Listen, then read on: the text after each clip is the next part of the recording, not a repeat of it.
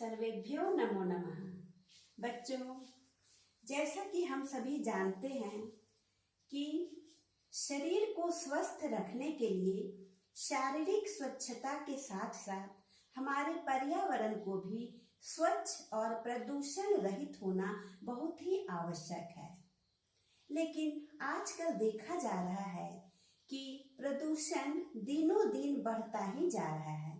इसका कारण है बच्चों कि हम मानव जाति जो है वो वृक्षों की कटाई तेजी से करते जा रहे हैं।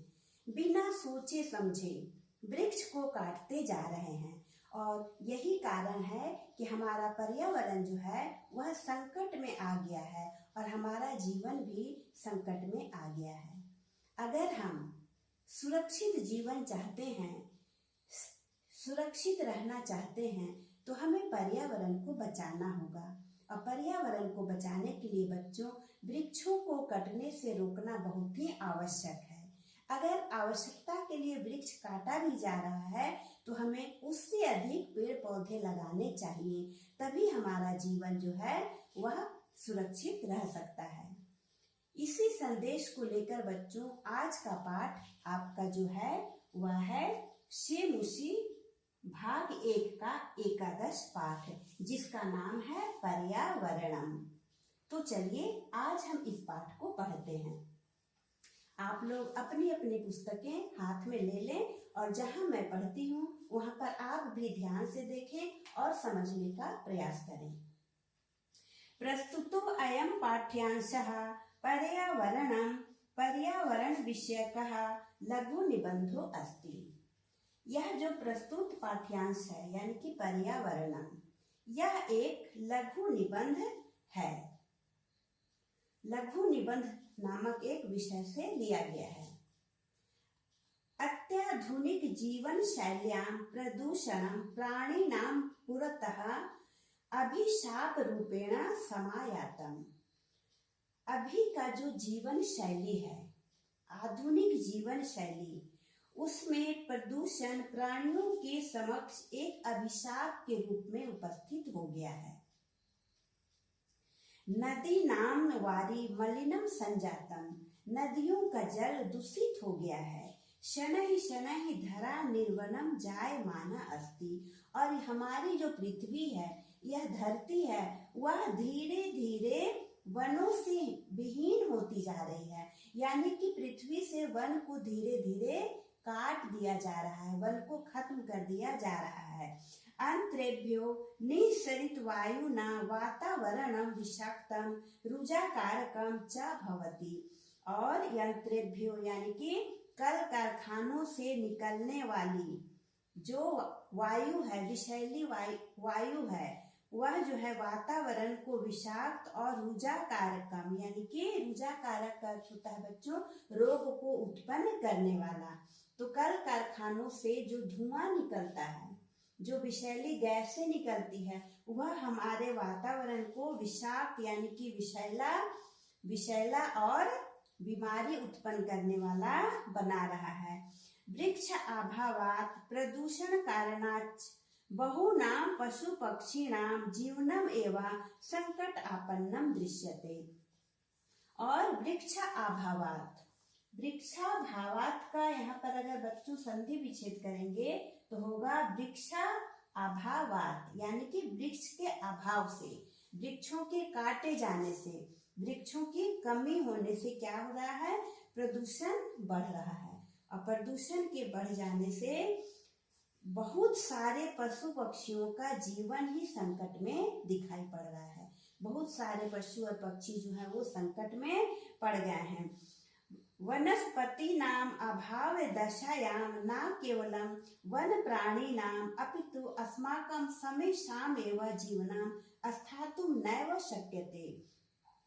यानी कि प्रदूषण के बढ़ जाने से, वनों के कट जाने से, केवल वनस्पतियों ये कट जाने से पशु पक्षियों का जीवन तो संकट में आ ही गया है, और वनस्पतियों के अभाव की दशा में, यानी कि पेड़ पौधों के, वनों के कट जाने से, उनके अभाव की दशा में ना केवलम वन प्राणी नाम, केवल वन प्राणियों का ही नहीं बल्कि अस्माकम समय शाम एवं जीवनम, हम सभी का जीवन जो है वह क्या हो गया है, स्थातुम नैव शक्यते, हमारा जो जीवन है वह सुरक्षित नहीं रह सकता है, हम जीवित नहीं रह सकते हैं वनों के कट जाने से। केवल वन प्राणी के लिए ही यह संकट की बात नहीं है बल्कि हम सभी प्राणियों के लिए यह संकट की बात है। पादपाः अस्मभ्यम न केवलम शुद्ध वायुम एवं यच्छन्ति, जो पेड़ पौधे हैं पादपाः, वे ना केवल हमें शुद्ध वायु देते हैं अपितु ते अस्माकं कृते जीवने उपयोगाय पत्राणि पुष्पाणि फलानि काष्ठानि औषधीन छायां च वितरन्ति। कह रहे हैं कि जो पादपाः यानी कि जो पौधे होते हैं, जो पेड़ पौधे होते हैं, वे हमें केवल शुद्ध वायु ही नहीं देते हैं बल्कि वे हमारे जीवन के लिए, जीवन में उपयोग करने के लिए, जीवन की जो उपयोगी वस्तुएं हैं जैसे कि पत्राणि पुष्पाणि, पत्ते, फूल, फल और ईंधन की लकड़ियां तथा औषधियां भी देती हैं। जो पेड़ पौधे हैं उनसे हमें फल फूल, लकड़ी, ईंधन की लकड़ी और औषधि भी मिलती है। अस्माद् हेतुः अस्माकं कर्तव्यम् अस्ति यद् वयं वृक्षारोपणं तेषां संरक्षणं जल शुचिताकरणं ऊर्जायाः संरक्षणं उद्यान तडाग आदीनां शुचितापूर्वकं पर्यावरणं संरक्षणार्थं प्रयत्नं कुर्याम।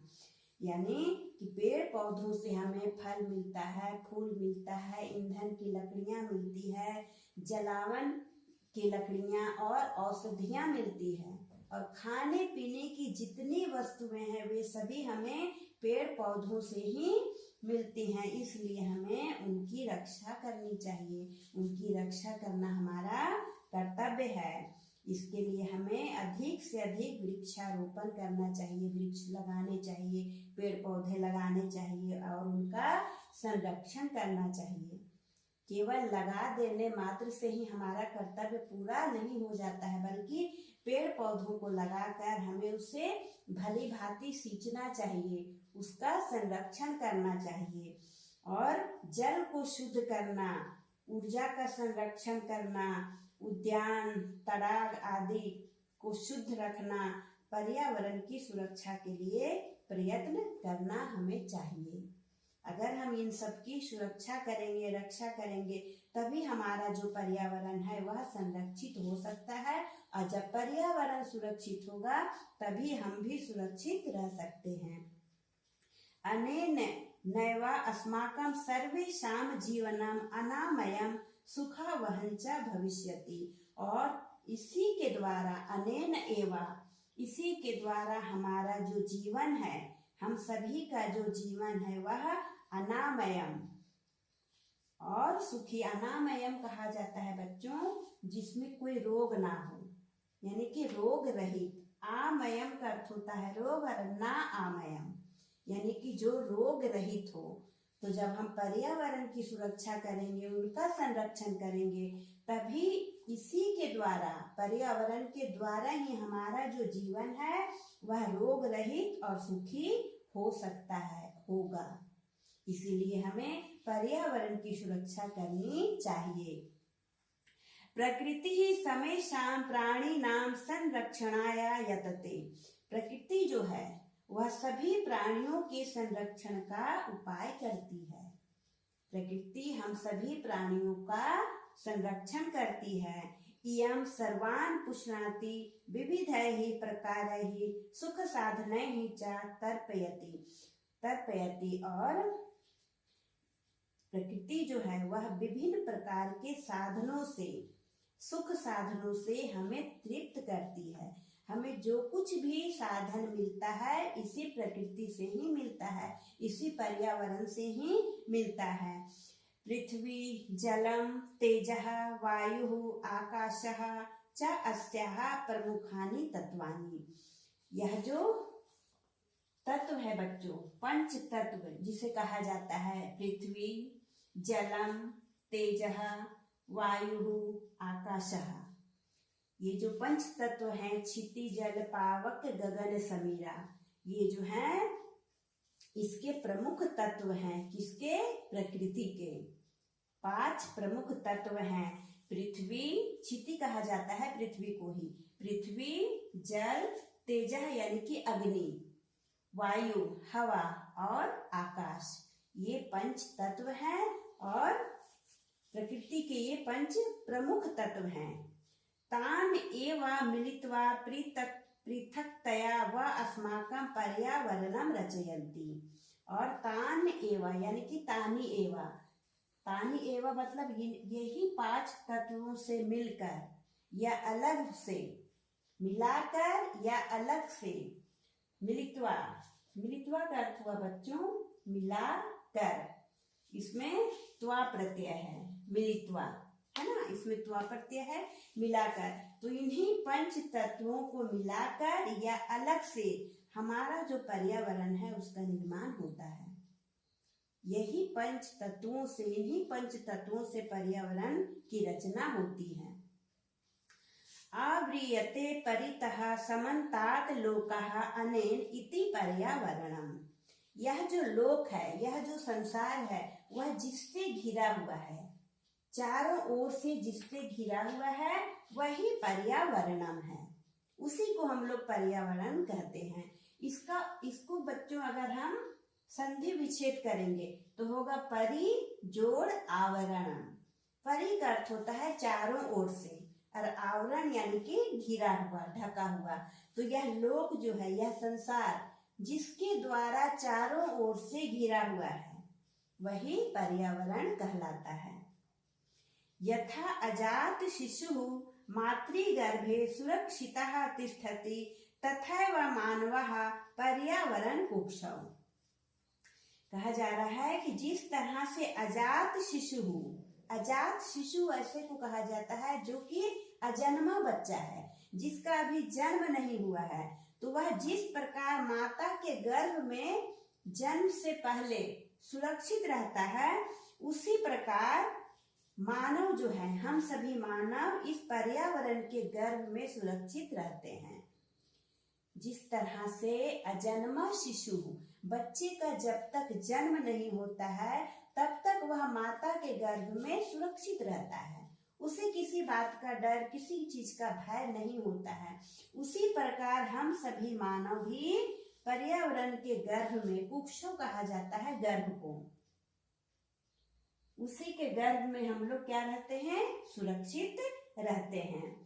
परिष्कृतम प्रदूषण रहितम च पर्यावरणम अस्मभ्यम सांसारिकम जीवन सुखम सद्विचारम सत्संकल्पम मांगलिक सामग्रीं च प्रददाति। परिष्कृतम यानी कि शुद्ध, प्रदूषण रहितम प्रदूषण रहित पर्यावरण, शुद्ध और प्रदूषण रहित पर्यावरण हमारे लिए हमें सांसारिक सुख, सांसारिक जीवन का सुख, सद्विचार यानी कि अच्छे विचार, सत्संकल्प अच्छे संकल्प और मांगलिक सामग्री देती है। ये जो शुद्ध और प्रदूषण रहित जो वातावरण है हमें सब कुछ देता है। हमें सांसारिक जीवन सुख, अच्छे विचार, सत्संकल्प और मांगलिक सामग्री देता है। कौन? शुद्ध और प्रदूषण रहित पर्यावरण। प्रकृति कोपैहि आतंकितो जनाः किं कर्तुं प्रभवति। कह रहा है कि प्रकृति कोपैहि, यहाँ पर बच्चों तृतीय विभक्ति बहुवचन है। प्रकृति कोपैहि यानी कि प्रकृति के क्रोध से, प्रकृति जब कुपित हो जाती है, क्रोधित हो जाती है, तो उसके क्रोध के द्वारा आतंकित, व्याकुल लोग जो है वो क्या कर सकता है? किम कर्तुम प्रभवति। जब प्रकृति कुपित हो जाती है तो उस समय मानव जाति जो है, व्यक्ति है, वह कुछ भी नहीं कर पाता है। किम कर्तुम प्रभवति, कर्तुम में बच्चों तुमुल प्रत्यय लगा हुआ है। किम कर्तुम प्रभवती।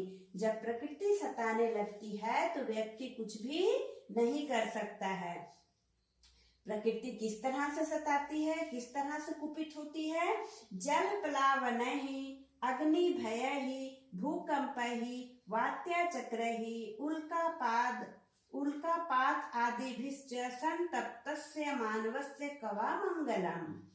यानी कि जब पृथ्वी कुपित होती है तो जल प्लावन होता है, यानी कि बाढ़ आती है, अग्नि भय अग्निकांड होता है, भूकंप ही भूकंप आता है, और वात्या चक्र ही आंधी तूफान आती है, और उल्कापात कहा जाता है कि आकाश से कोई पिंड गिरता है ना। और जब ये सब होता है उस समय इससे संतप्त मनुष्य का कल्याण कहाँ है, उसका मंगल कहाँ है? यानी कि जब प्रकृति इस तरह से मनुष्य को सताने लगती है, परेशान करने लगती है, तो मनुष्य प्रकृति को छोड़कर कहाँ जा सकता है? तब उसका कहीं पर कल्याण नहीं है, कहीं पर मंगल नहीं है। अतएव अस्माभिः प्रकृति रक्षणीय, इसीलिए हमें प्रकृति की रक्षा करनी चाहिए, क्योंकि प्रकृति को छोड़कर मनुष्य का गुजारा कहीं भी नहीं है, कहीं पर उसका आश्रय नहीं है। क्योंकि प्रकृति जब कुपित हो जाती है, प्रकृति जब क्रोधित हो जाती है, तब क्या क्या होता है? भूकंप आता है, आंधी तूफान आता है, अग्निकांड होता है, बाढ़ आती है, और आकाश से उल्का पिंड भी गिरने लगते हैं, आग का गोला भी गिरने लगता है। उस समय मानव का कल्याण मंगल कहीं पर नहीं होता है। इसीलिए हमें प्रकृति को बचाना चाहिए, उसकी रक्षा करनी चाहिए। तेन चा पर्यावरणम रक्षितम भविष्यति, तभी पर्यावरण भी सुरक्षित रह सकता है। जब हम प्रकृति को बचाएंगे तभी पर्यावरण भी सुरक्षित होगा। प्राचीन काले लोक मंगला संसिन ऋषयो वने निवसन्ति समा। प्राचीन काल में लोगों की भलाई करने वाले यानी कि कल्याण चाहने वाले जो ऋषि लोग होते थे, वे लोग वनों में निवास करते थे। यतो ही वने सुरक्षितम पर्यावरणम उपलभ्यते समा, क्योंकि वनों में सुरक्षित पर्यावरण उन्हें प्राप्त होता था। वनों का जो वातावरण है वह बहुत ही शुद्ध होता था। इसीलिए प्राचीन काल में ऋषि लोग जो हैं वे लोगों के कल्याण के लिए वनों में निवास करते थे। तत्र विविधा विहगाः कलकूजी श्रोत्र रसायनम ददति, वहां पर विभिन्न प्रकार के विहगाः यानी कि पक्षी, वे क्या करते थे? कलकूजी श्रोत्र रसायनम यानी कि कानों को मधुर लगने वाली ध्वनि करते थे, यानी कि चहचहाते थे, मीठे स्वर में चहचहाते थे। कहाँ पर? वनों में। और क्या होता था? सरितो गिरि निर्झराश्च अमृत स्वादु निर्मलम जलम प्रयच्छन्ति, और वनों में जो सरिता है, जो नदियां हैं, और जो गिरि निर्झरा यानी कि पहाड़ों से गिरने वाले जो झरने हैं, वे अमृत के समान शुद्ध और स्वच्छ जल देते हैं। वृक्षालताश्च फलानि पुष्पाणि ईंधन काष्ठानि च बाहुल्येन समुपहरन्ति, और जो वृक्ष और लताएं जो है वनों में, वे फल, पुष्प और ईंधन की लकड़ियां बहुत अधिक मात्रा में उपलब्ध कराते हैं यानी कि देते हैं। शीतल मंद सुगंध वन पवना औषध कल्पम प्राणवायु वितरन्ति, और शीतल और मंद तथा सुगंधित वन के जो पवन है, वन में बहने वाली जो हवा है, वह औषधि के समान प्राणवायु बांटती है।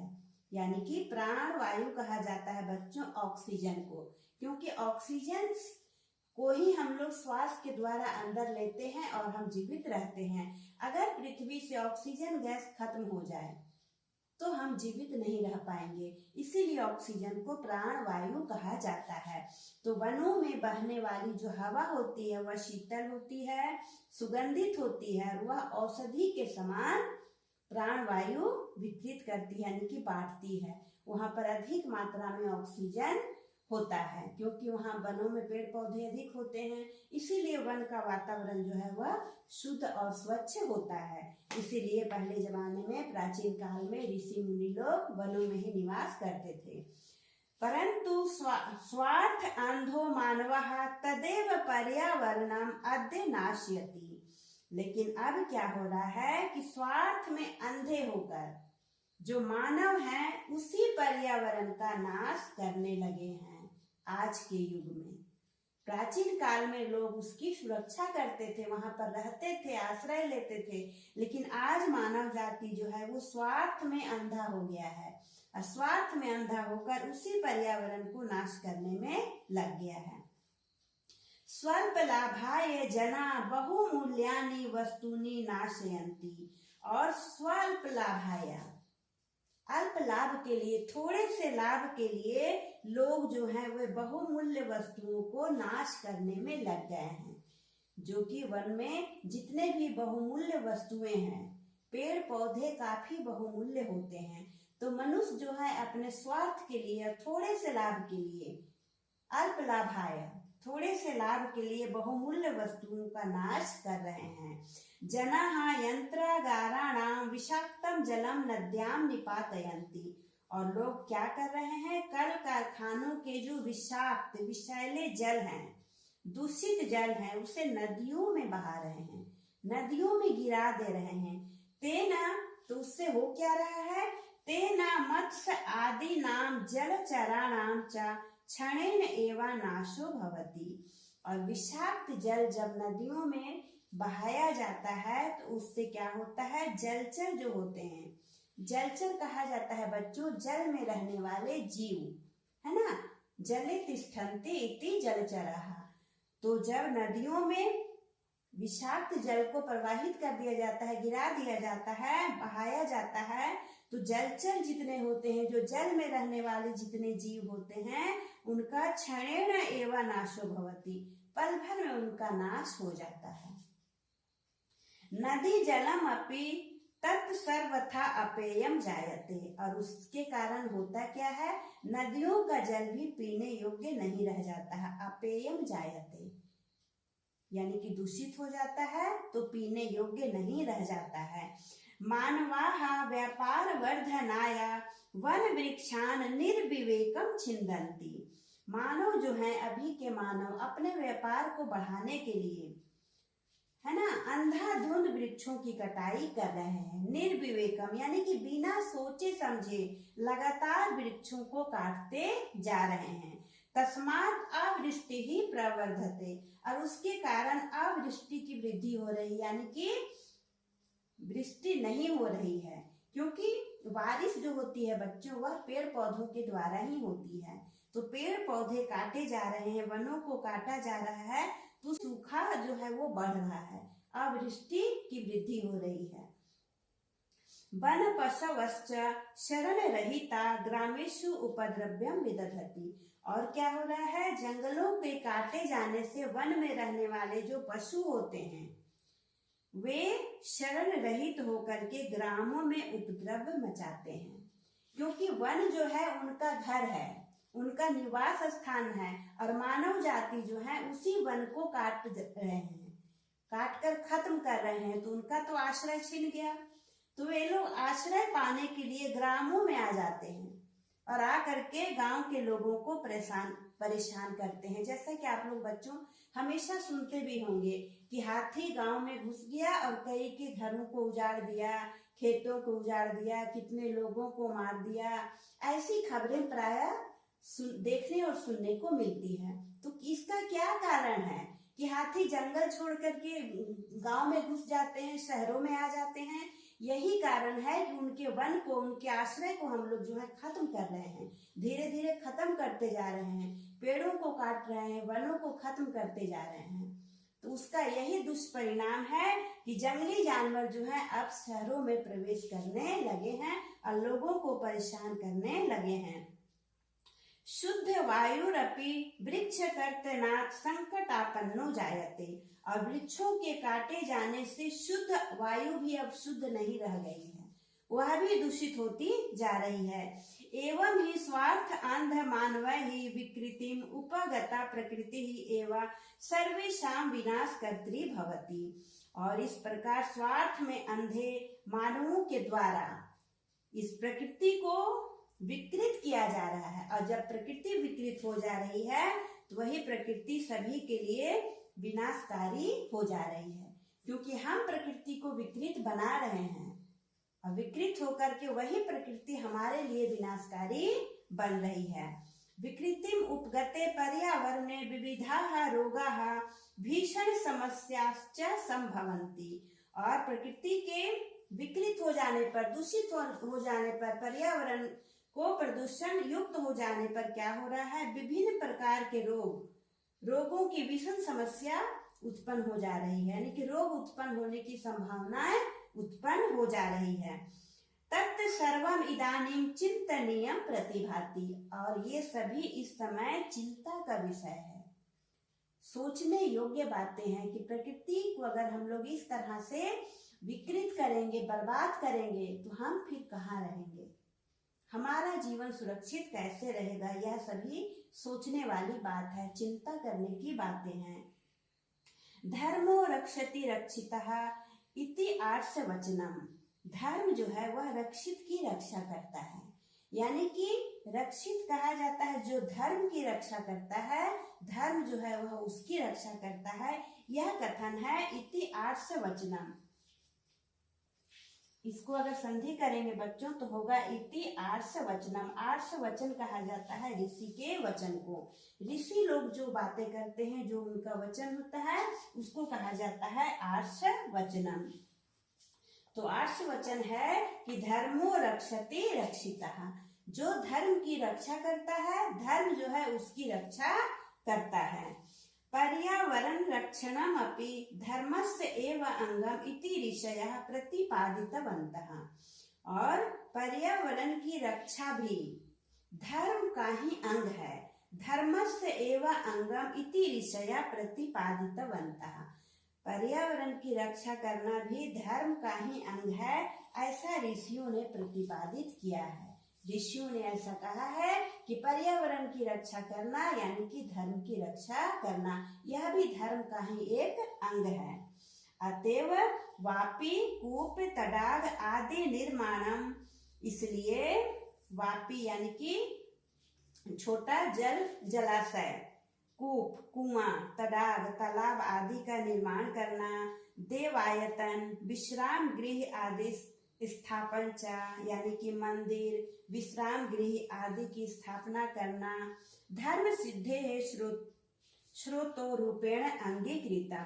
इन सब की स्थापना करना यानी कि तालाब बनवाना, कुआं खुदवाना, वापी बनवाना, मंदिर और विश्राम गृह का निर्माण करना धर्म सिद्ध स्रोत के रूप में अंगीकृत किया गया है, यानी कि ये सभी धर्म युक्त कार्य हैं, ये सभी कार्य करने चाहिए। कुक्कुरा सुकरा सर्पा नकुल आदि स्थलचराः मत्स्य कच्छपा मकर प्रभृतयः जलचराश्च अपि रक्षणीया। कुत्ता, कुक्कुरा यानी कि कुत्ता, सुकर, सुअर, सर्प, सांप, नेवला, ये सभी जो स्थल चरा है, स्थले चरन्ति इति स्थल चराः, जो स्थल में रहते हैं उसको स्थलचर कहा जाता है। और जले चरन्ति इति जलचराः, तो कुत्ता, सुअर, सांप, नेवला आदि जो स्थलचर हैं, स्थल भाग पर रहने वाले हैं, और मत्स्य मछली, कच्छपा कछुआ, मगरमच्छ, ये सब जो जलचर हैं, जल में रहने वाले हैं, इनकी भी रक्षा करनी चाहिए। क्यों? यतः ते स्थल मलानाम अपनोदिनः जल मलानाम अपहारिणश्च, क्योंकि ये सब जो हैं, जो स्थलचर हैं, स्थल में रहने वाले जो प्राणी हैं, जैसे कि कुत्ता, सुअर, सांप, नेवला आदि, ये सब जो है स्थल की गंदगी को साफ करते हैं। स्थल भाग में जो गंदगी होती है उसको साफ करते हैं, और जो जलचर हैं, जो जल में रहने वाले हैं, जैसे कि मछली, कछुआ, मगरमच्छ, ये सब जो हैं वे जल की गंदगी को हटाने वाले हैं, जल की गंदगी को साफ करते हैं, इसलिए इनकी भी रक्षा करनी चाहिए। प्रकृति रक्षया एव लोक रक्षा संभवति इति अत्र न अस्ति संशयः। प्रकृति की रक्षा से ही लोक रक्षा संभव है, इसमें तनिक भी संशय नहीं है। यानी कि प्रकृति की रक्षा जब होगी तभी हम सभी की रक्षा होगी, इसमें जरा भी संदेह नहीं है। तो पाठ बच्चों यहाँ पर पूरा होता है। इस पाठ के द्वारा हमें यही समझना चाहिए कि अगर हम प्रकृति की रक्षा करेंगे तभी हम भी यहाँ पर सुरक्षित रह सकते हैं। इसके लिए हमें प्रकृति को प्रदूषण युक्त होने से बचाना होगा। प्रदूषण युक्त होने से बचाने के लिए हमें अधिक से अधिक पेड़ पौधे लगाने चाहिए, पेड़ों को कटने से रोकना चाहिए और जलाशय में, किसी भी जलाशय में विषाक्त पदार्थों को गिराना नहीं चाहिए। प्रायः ऐसा भी देखा जाता है कि बहुत सारे लोग जो होते हैं वे नदी में या तालाब में कुछ सामग्री को प्रवाहित कर देते हैं, जैसे कि पूजा की सामग्री हो गया, फूल, मूर्ति और क्या क्या जो होता है, वे लोग जल में ही प्रवाहित करते हैं, लेकिन यह गलत है। जल में प्रवाहित नहीं करना चाहिए। जल में प्रवाहित करने से जल जो है वह दूषित होता है। तो हमें जल को भी स्वच्छ रखना चाहिए, पर्यावरण को भी स्वच्छ रखना चाहिए। इसके लिए अधिक से अधिक पेड़ पौधों को लगाना चाहिए। इससे प्रकृति सुरक्षित होगी। प्रकृति सुरक्षित होगी तो पर्यावरण सुरक्षित होगा, और पर्यावरण सुरक्षित होगा तो हम सभी सुरक्षित होंगे। तो आशा है बच्चों आपको पाठ समझ में आया होगा। अगले वीडियो में हम लोग इसके प्रश्न उत्तर भी करेंगे। धन्यवाद।